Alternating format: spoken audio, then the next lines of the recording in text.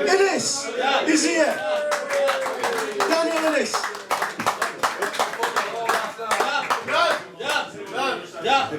Hello.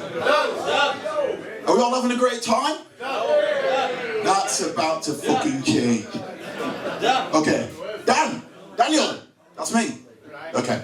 I'm Daniel Innis, and don't laugh at this because this isn't meant to be funny, but I work for Sheffield City Council. I thought that'd go down a treat. But do you know what?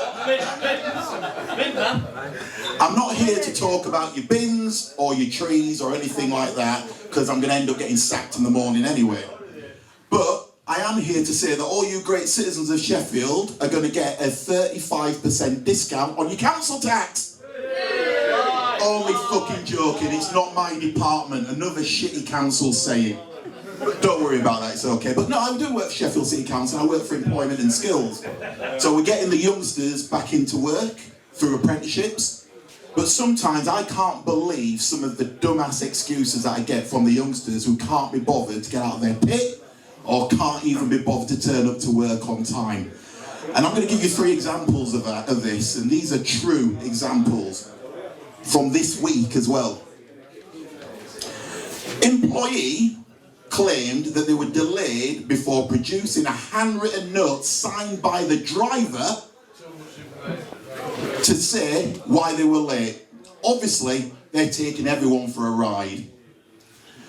Second employee said that they're going to be late because they're taking a urine sample to the doctors and can't get in for 10 a.m. Literally taking the piss.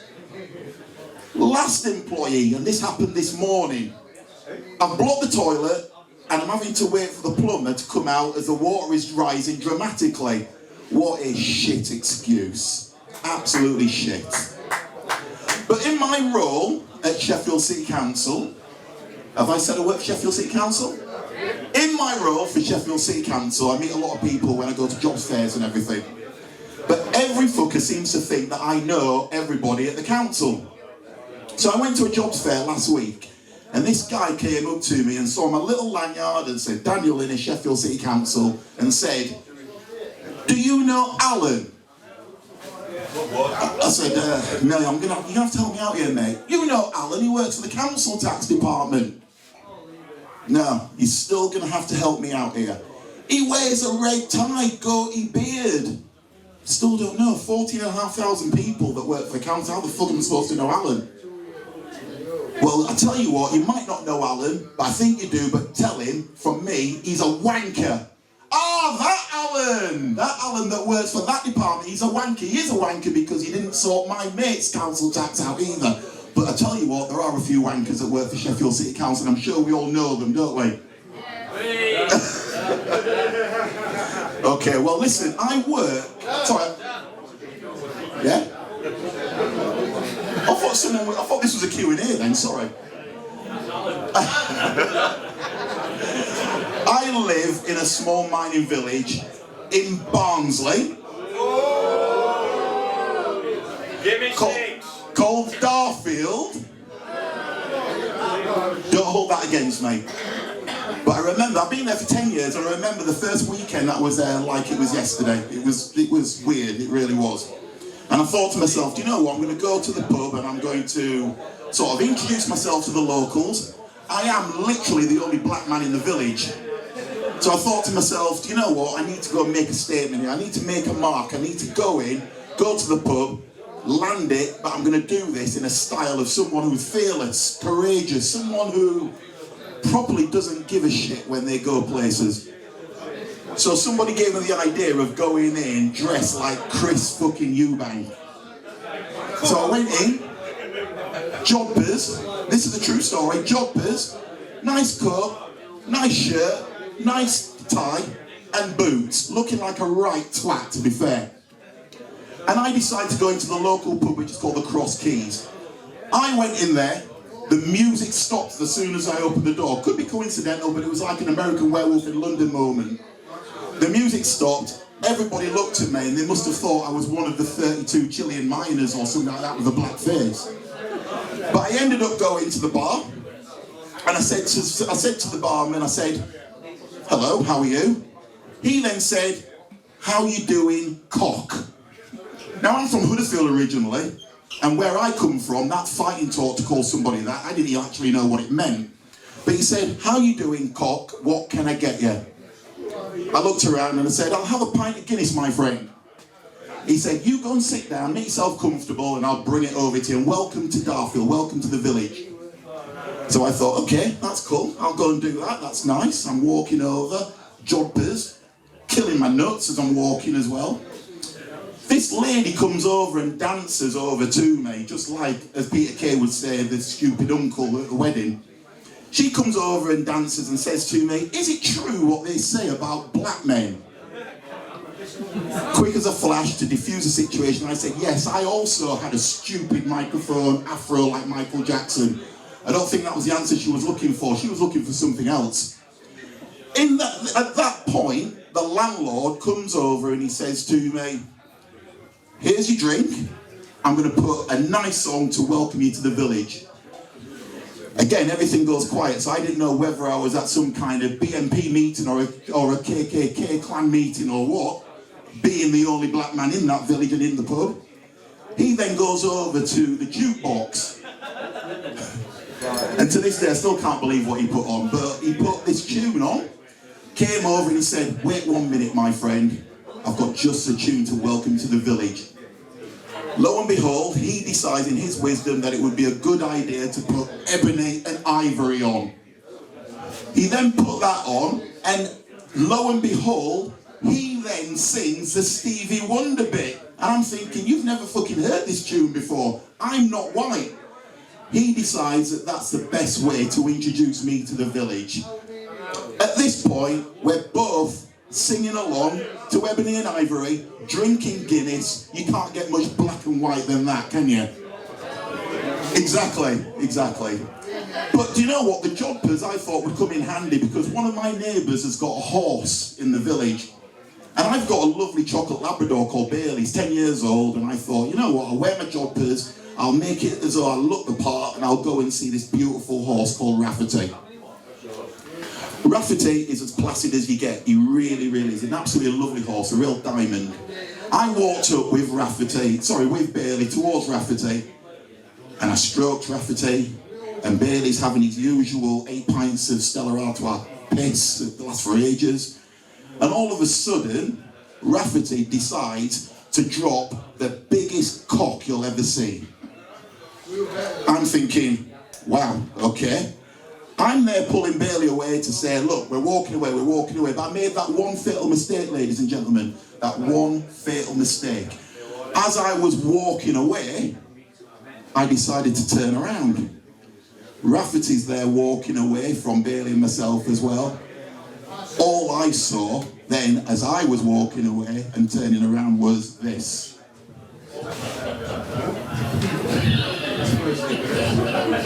A massive swinging cock. That's the first time I think a black man has ever walked away from a sword fight. There's a few black men here. I'm sure you'll know what I'm saying. You know what I'm saying, don't you? You said that a little too quickly for my liking. You know what I'm saying. You know what I'm saying. You really do. I decided to tell this story to my friend Julian. Yes, I have got a middle-class friend called Julian. They're not called Dwayne, Leroy, Wayne, or anything like that. I have got a friend called Julian.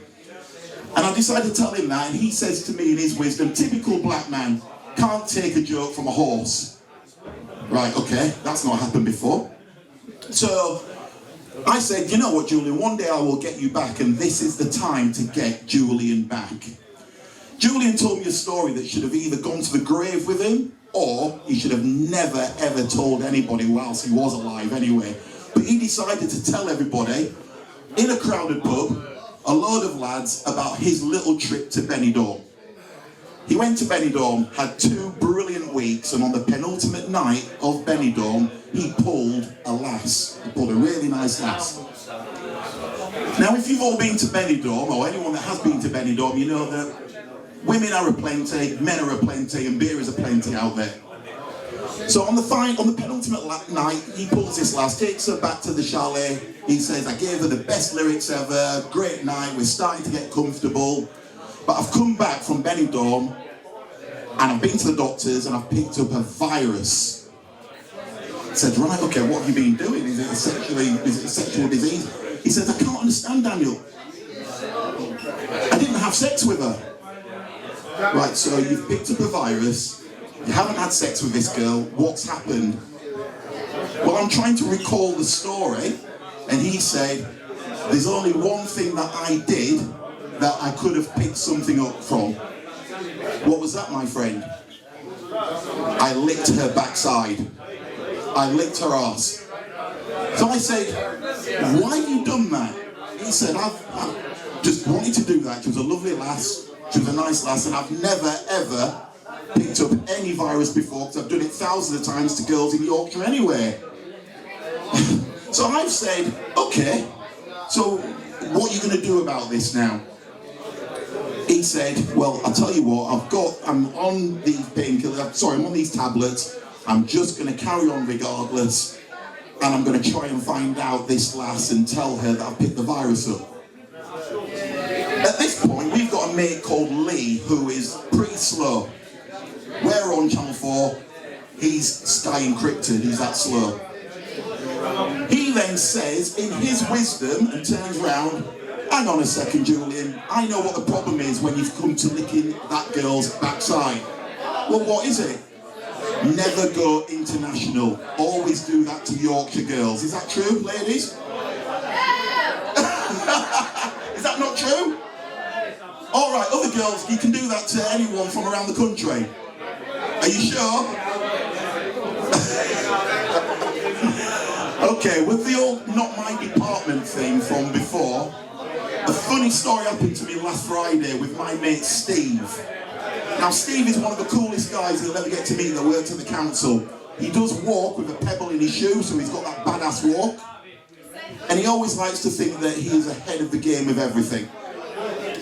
We were just going for lunch last week and we got back to his car and we found out that he actually got a parking ticket.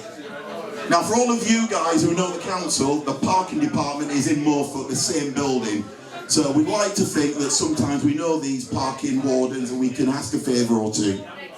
So Steve said, look Daniel, I've got this, don't worry about it, I'll make sure that they rescind the tickets, not a problem. He walks up, pebble in his shoe, as cool as you like, okay?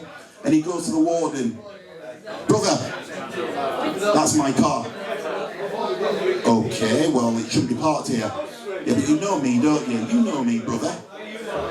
No, I don't know you. I work in the council, I work in the same building. Can you take the ticket off? No, I can't. No, take the ticket off. I work for the council. If you don't take the ticket off, I want to appeal right now. The warden then turns around and says, what do you think the warden said? Not my department. Shame on the council and shame on us all. I hope you all love the council, because at the end of the day we're trying to do our best by everybody, but at the end of the day we can't help being shit. So there you go. I'm Daniel Innis, good night and God bless.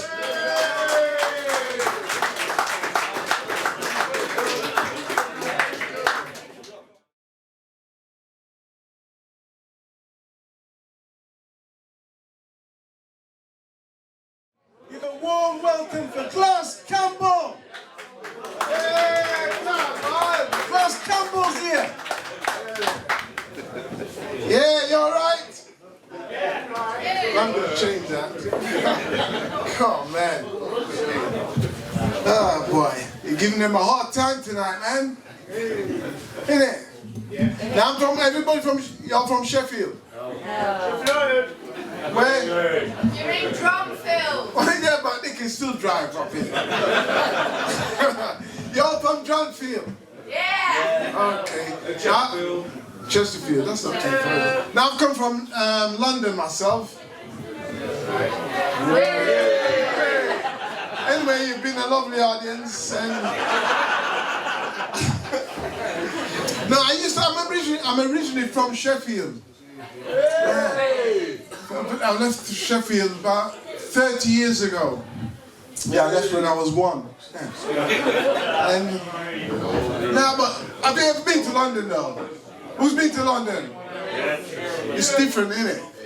It really is different. Don't you think? Less fields. Less fields. Nobody has time for it. It's crazy, man. But I'm feeling a good mood today because I've got, this morning I got an email from the Royal, the world famous Apollo Theatre. I've got 8 weeks work there. Yeah, thank you.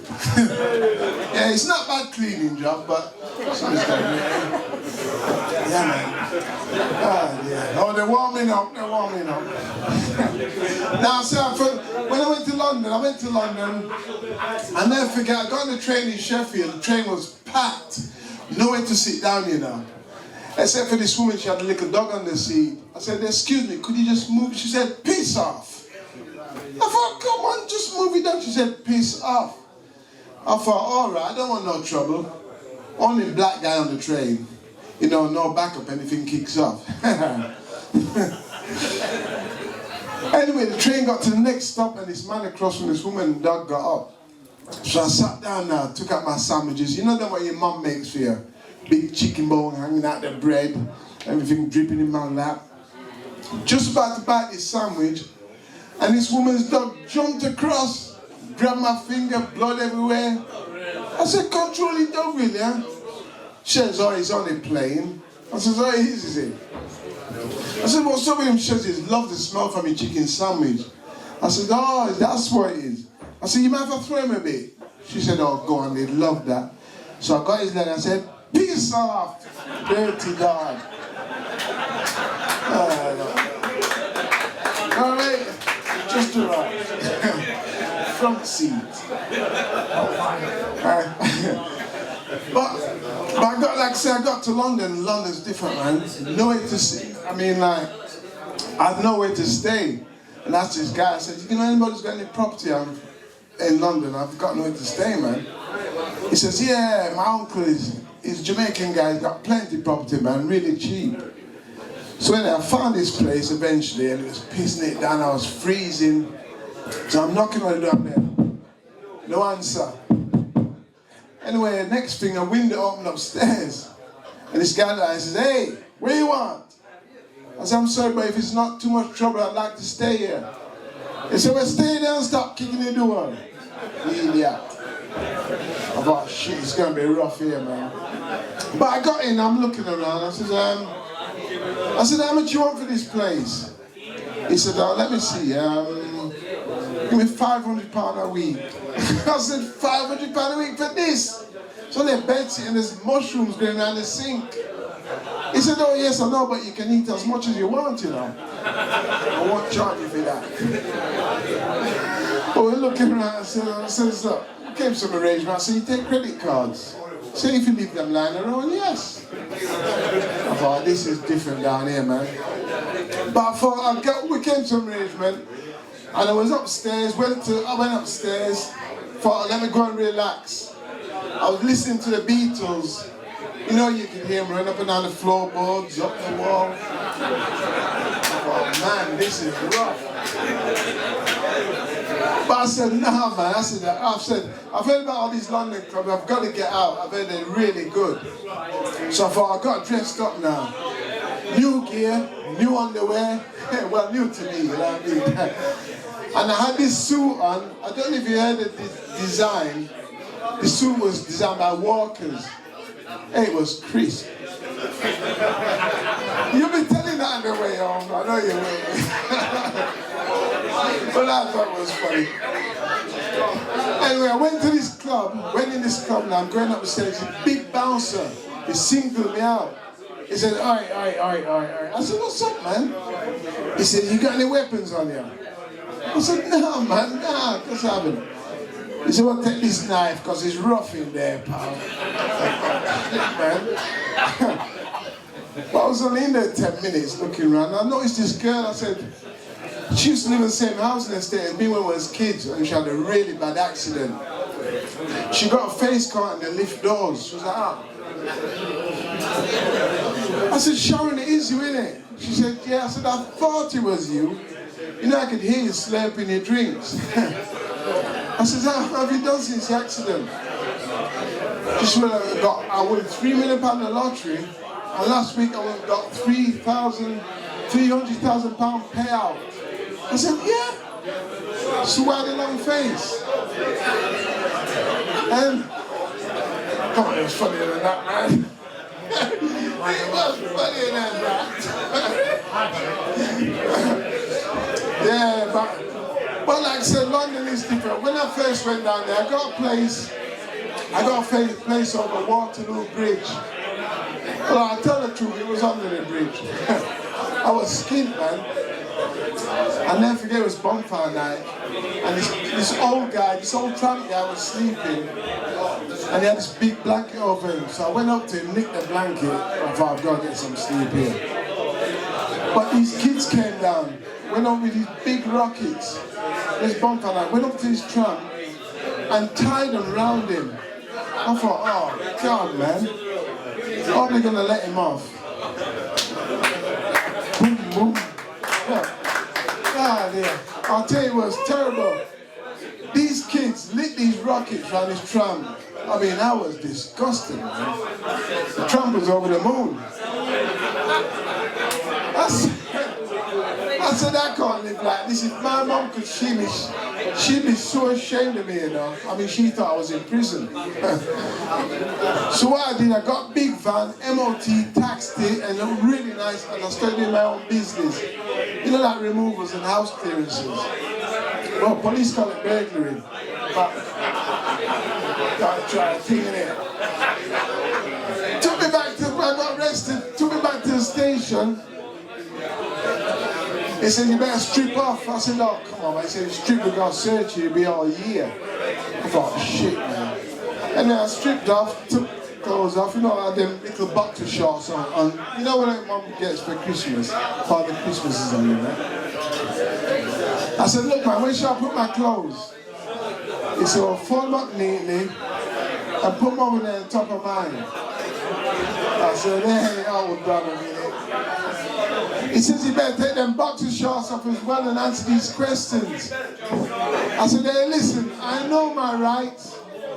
I don't say anything without my brief. Well, I think on that note, getting a bit rowdy. Ain't it? Hard crowd. Well, I've only got an hour left, so I mean, yeah, I'm feeling good, I'm feeling good. You okay, so? You alright? You ready for the football, aren't you? Yeah? Yeah. Well, anyway, I'm going to finish up now. Finish the talk. Yeah? Alright, thank you. My name is Glazz Campbell. If you want to see me again, I'll be over there. Alright, thanks.